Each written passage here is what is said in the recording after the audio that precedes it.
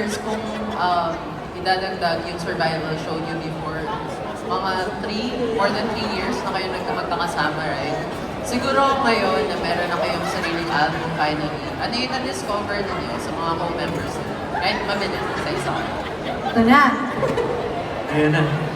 Nandun muna ako sa medyo, like, Okay. but, sobrang throughout sa 3 years na yun, ang na-discover pa namin is yung chemistry and yung talents na meron pala kami.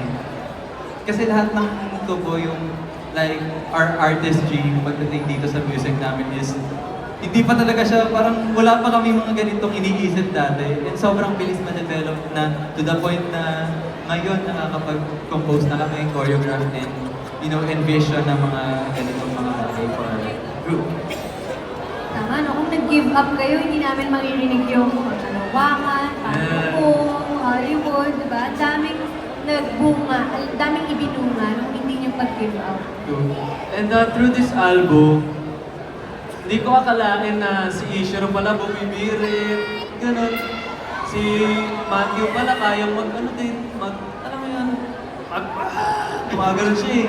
May falsetto si Trey! May falsetto si Trey.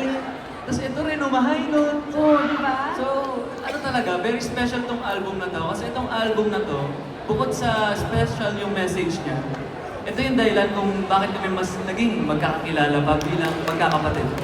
Yes.